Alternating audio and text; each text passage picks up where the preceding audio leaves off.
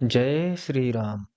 आज हम ब्रह्म वैवर्त पुराण के ब्रह्मखंड के दूसरे अध्याय का श्रवण करेंगे। इस अध्याय में हम जानेंगे परमात्मा के महान उज्जवल गोलोक, वैकुंठ लोक और शिवलोक की स्थिति का वर्णन तथा गोलोक में श्याम सुंदर भगवान श्री कृष्ण के परात्पर स्वरूप के निरूपण के बारे में। शौनक जी ने पूछा, सूत नंदन, आप कौन कौन सा परम अद्भुत पुराण सुने हैं, वह सब विस्तार पूर्वक हमसे कहिए। पहले परम उत्तम ब्रह्म खंड की कथा सुनाइए। सौत जी ने कहा, मैं सर्वप्रथम अमित तेजस्वी गुरुदेव व्यास जी के चरण कमलों की वंदना करता हूँ। तत्पश्चात श्री हरि को, संपूर्ण देवताओं को और ब्राह्मणों को प्रणाम करके सनातन धर्मों का वर्णन आरंभ करता हूँ। मैंने व्यास जी के मुख से जिस सर्वोत्तम ब्रह्म खंड को सुना है, वह अज्ञान अंधकार का विनाशक और धर्म ज्ञान का प्रकाशक है। हे ब्राह्मण, पूर्ववर्ती प्रलय काल में केवल ज्योति पुंज प्रकाशित होता था, जिसकी प्रभा करोड़ों सूर्यों के समान थी। वह ज्योतिर्मंडल नित्य है और वही असंख्य विश्व का कारण है। वह स्वेच्छामय रूपधारी सर्वव्यापी परमात्मा का परम उज्जवल तेज है। उस तेज के भीतर मनोहर रूप में तीनों ही लोक विद्यमान हैं। हे विप्रवर, तीनों लोकों के ऊपर गोलोक धाम है, जो परमेश्वर के समान ही नित्य है। उसकी लंबाई चौड़ाई 3 करोड़ योजन है। वह सब ओर से मंडलाकार फैला हुआ है। परम महान तेज ही उसका स्वरूप है। उस चिन्मय लोक की भूमि दिव्य रत्नमयी है। योगियों को स्वप्न में भी उसका दर्शन नहीं होता, परंतु वैष्णव भक्त जन भगवान की कृपा से उसको प्रत्यक्ष देखते और वहां जाते हैं। अपराकृत आकाश अथवा परम व्योम में स्थित हुए उस श्रेष्ठ धाम को परमात्मा ने अपनी योग शक्ति से धारण कर रखा है।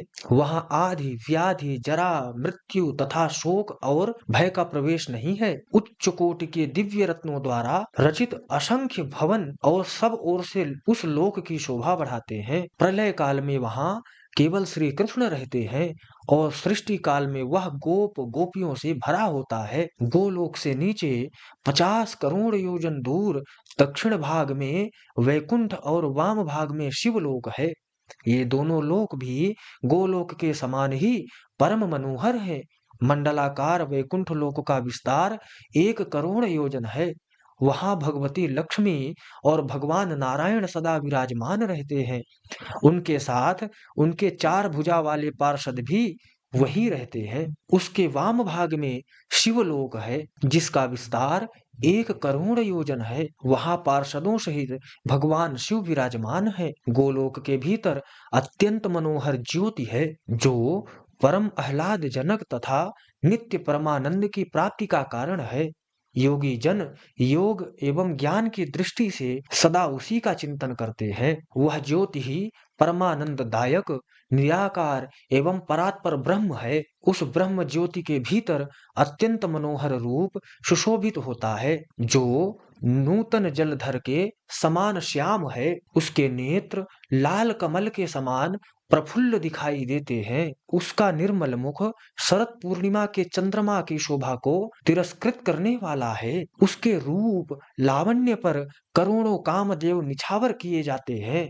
वह मनोहर रूप विविध लीलाओं का धाम है। उसके 2 भुजाएं हैं और उसके हाथ में मुरली सुशोभित होती है। अधरों पर मंद मुस्कान खेलती रहती है। उसके श्रीअंग दिव्य रेशमी पीतांबर से आवृत है। सुंदर रसमय आभूषणों के समुदाय उसके अलंकार हैं। वह भक्त वत्सल है। उसके संपूर्ण अंग चंदन से चर्चित तथा कस्तूरी और कुमकुम से अलंकृत हैं। उसका श्री वत्स भूषित वक्षस्थल कांतिमान कौस्तुभ से प्रकाशित है। मस्तक पर उत्तम रत्नों के सार तत्व से रचित किरीट मुकुट जगमगाते रहते हैं। वह श्याम सुंदर पुरुष रत्नमय सिंहासन पर आसीन है। उन्हीं को परब्रह्म परमात्मा एवं सनातन भगवान कहते हैं। वे परमानंद के बीज, सत्य, अक्षर और अविनाशी हैं। संपूर्ण सिद्धियों के स्वामी, सर्व सिद्धिमय रूप तथा सिद्धिदाता हैं। प्रकृति से परे विराजमान ईश्वर निर्गुण, नित्य, विग्रह, आदि पुरुष और अव्यक्त है। बहुत से नामों द्वारा उन्हीं को पुकारा जाता है। बहुसंख्यक पुरुषों ने विविध स्तोत्रों द्वारा उन्हीं का स्तवन किया है।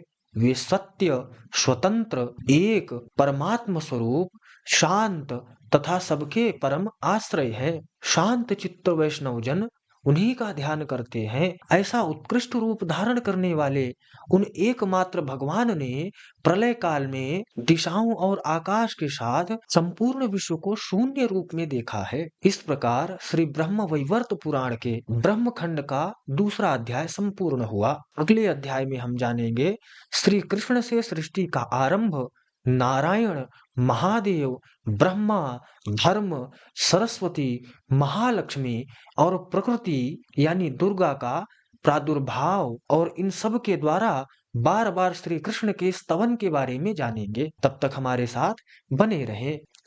जय श्री कृष्ण।